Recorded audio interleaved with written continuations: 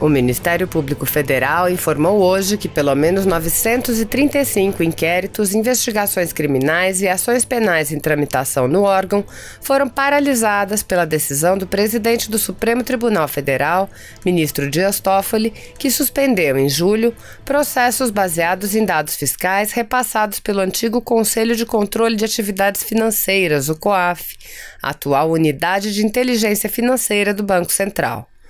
Na quarta-feira, o plenário do STF vai julgar se mantém a decisão de Toffoli, que suspendeu as investigações.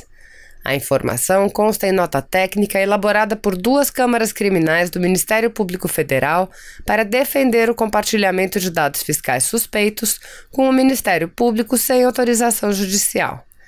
De acordo com o levantamento, a maioria dos processos paralisados refere-se a crimes de ordem tributária, 446, lavagem de dinheiro, 193, crimes contra o Sistema Financeiro Nacional, 97, sonegação previdenciária, 54 e improbidade administrativa, 30. Nesta tarde, Toffoli reuniu-se com o presidente do Banco Central, Roberto Campos Neto, o advogado-geral da União, André Mendonça, e o procurador-geral da República, Augusto Aras, para tratar sobre o julgamento definitivo da questão. Ao deixar a reunião, Campos Neto disse que os envolvidos estão tentando uma solução que atenda a todos. Após a reunião, Aras disse que enviou informações solicitadas pelo presidente do STF na sexta-feira e que o Ministério Público cumpre a legislação no acesso às informações bancárias suspeitas. Ele negou qualquer tipo de devassa nos dados dos cidadãos por parte dos procuradores.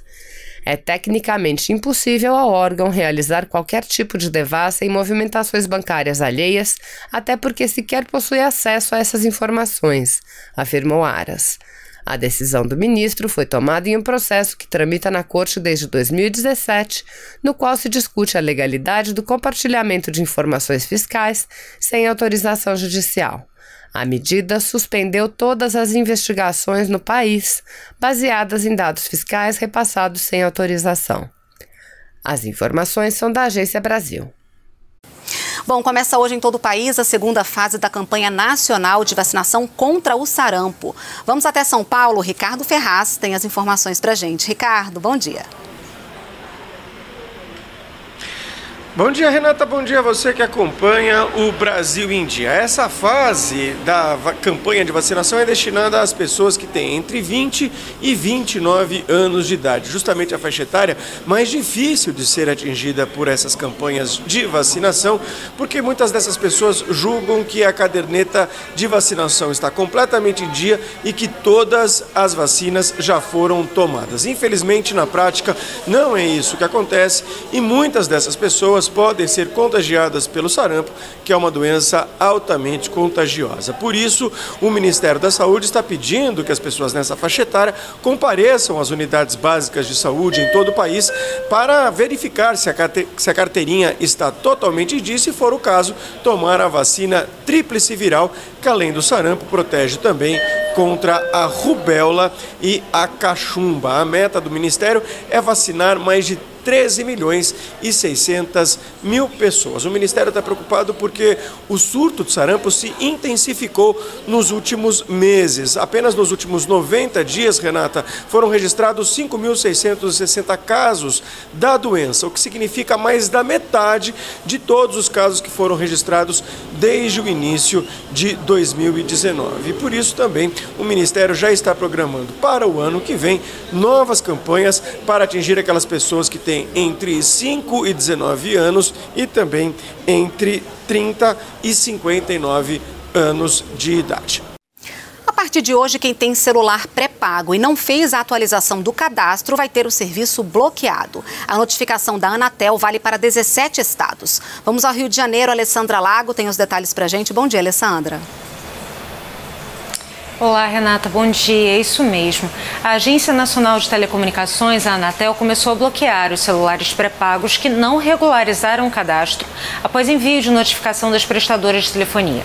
A medida vai afetar 17 estados, juntando todas essas regiões a um total de 91 milhões de celulares, mas menos de 1% apresentou alguma pendência. O objetivo dessa operação, que começou em abril desse ano, foi garantir uma base cadastral para evitar fraudes e aumentar a segurança dos consumidores. No total, mais de 43 mil linhas já foram bloqueadas. Em 2020, a partir do dia 6 de janeiro, vão acontecer a segunda e a terceira etapas, que é o lançamento do portal de consultas de linhas por CPF. Agora, quem tiver a linha bloqueada, basta entrar em contato com a operadora por e-mail ou pelo telefone para fazer a atualização. A lista completa dos estados e os contatos das operadoras estão no site anatel.gov.br. Renata. Obrigada, Alessandra, pelas suas informações. O Ministério da Educação vai investir 118 milhões de reais para a reforma e funcionamento de escolas em tempo integral em 18 estados. Vamos conhecer agora uma escola em tempo integral que funciona no Gama, Distrito Federal.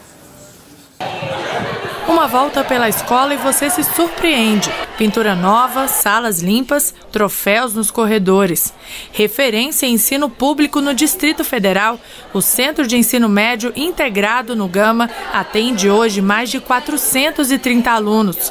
Eles estudam 10 horas por dia, de 7h30 da manhã às 5h30 da tarde. E além das aulas com as matérias básicas, tem ensino técnico e atividades complementares. Tem projeto empresa, né, que é um projeto de empreendedorismo, que é muito importante, mobiliza bastante os alunos dos primeiros anos, né? Tem um projeto curtas, né, que o aluno do segundo ano tem que fazer um curta-metragem. Os alunos, num intervalo ali, depois do almoço, pode estar fazendo oficina de robótica, de pilates, capoeira, muay thai. Foi essa estrutura e a qualificação dos professores que fizeram Isabela procurar o CEMI. Abre essa oportunidade de criação de projetos. Eu criei um projeto relacionado à minha área, que eu gosto, né, que é empreendedorismo, e isso me ajuda bastante, é uma coisa que eu quero levar para o resto da minha vida. Para incentivar exemplos como esse nos estados, o governo federal lançou em 2016 o programa de fomento às escolas de ensino médio em tempo integral. A ideia do modelo é oferecer aos estudantes uma formação que os aproxime do mercado de trabalho, da vida universitária e do caminho que querem seguir. Ao todo, 1.027 escolas já participam da iniciativa em todo o Brasil.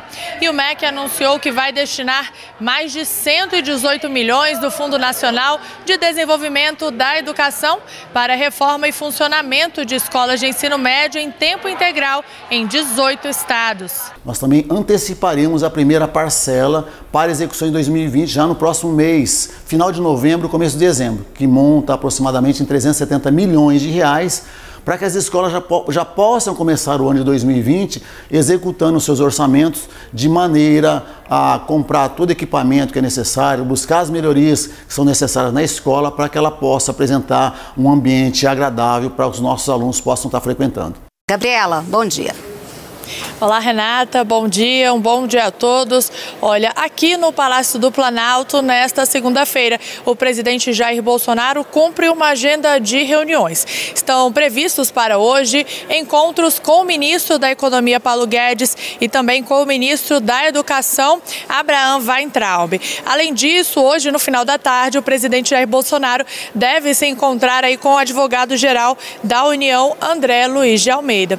E olha, Renata, neste mês, o governo federal lançou o programa Verde Amarelo, com um conjunto de medidas aí para estimular a criação de empregos com carteira assinada. Entre elas está a possibilidade de trabalho aos domingos, que pode gerar 500 mil novas vagas. O repórter Pablo Mundim tem os detalhes.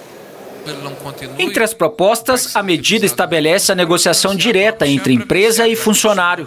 Hoje, alguns setores já são autorizados a exercerem atividades nesses dias, mas apenas quando há convenção coletiva e acordo com sindicatos, o que, segundo o governo, prejudica a produtividade, principalmente da indústria. Trabalhar aos domingos já é realidade para muitos profissionais, como na área do comércio, indústria, hotelaria e saúde. O que o governo propõe com o novo programa Verde Amarelo é ampliar essa autorização para todas as categorias. Flexibilização que pode gerar 500 mil novos empregos até 2022. Nós tivemos o cuidado de buscarmos a interlocução com uma série de entidades empresariais na área de serviço, de comércio, de agricultura, na área da indústria, E nós identificamos um potencial de contratação de mais de 500 mil pessoas. A medida também estabelece que, ao trabalhar no domingo, o trabalhador terá direito a repouso semanal remunerado em qualquer outro dia da semana. No caso do comércio e serviço, deverá haver folga em pelo menos um domingo a cada 4. E para a indústria, um domingo a cada 7. Nós não estamos atingindo a Constituição porque um dia de trabalho semanal remunerado permanece. O que se permite é que haja uma alternância. Para esse empresário do comércio varejista de São Paulo, a medida ajuda funcionários e patrões. Sem dúvida é uma medida que vem para contribuir, sim, sem dúvida nenhuma, que dá essa flexibilidade entre patrão e empregado, que às vezes parece que só o patrão se beneficia de alguma coisa, não é verdade.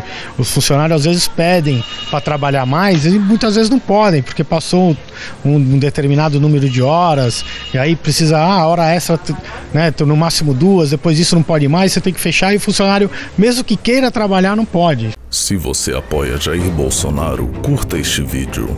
Manifeste a sua opinião e compartilhe para que a vontade do povo brasileiro seja conhecida. Inscreva-se no canal para ter acesso gratuito ao nosso conteúdo.